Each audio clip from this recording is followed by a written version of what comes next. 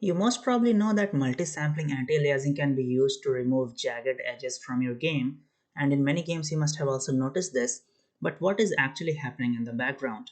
So we know that pixels are rectangular, and to represent curved surface on a rectangular pixel creates these jagged lines. Now multi-sampling anti-aliasing actually tries to remove this sharpness by taking multiple samples of the pixel and slowly decreasing the sharpness.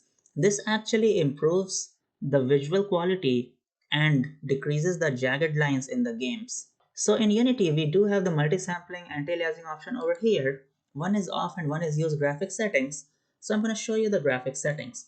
So if you go to Edit, Project Settings, Quality, you'll see the anti-aliasing option over here. When it's 2 times, 4 times or 8 times multi-sampling, it means Unity is going to take multiple samples from the same pixel in order to create the transition.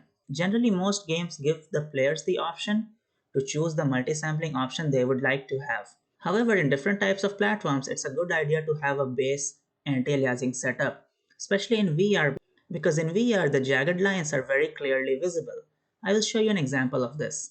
Now you will notice currently I am in VR and you can see around the cars these jagged lines are visible and they seem to be even moving a bit. In this case you can see that this makes it not look very realistic, and if you look at the edges of those planes the lines are very visible as well. So now I'm going to turn on anti-aliasing. Now when you will look at it, that those lines are not visible anymore. Also, if you look at the edges of the plane, they're not visible at all.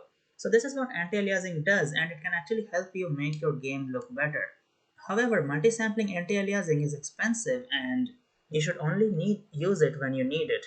However, in VR you will need it at least 4 times, and that is also mentioned in the Oculus documentation. For PC or Android, you should give the option in the player settings so that the player can choose it according to their hardware requirements. Also, there are other types of anti-aliasing like FXA and temporal anti-aliasing, which is in the post-processing stack, and I will discuss them in the future video.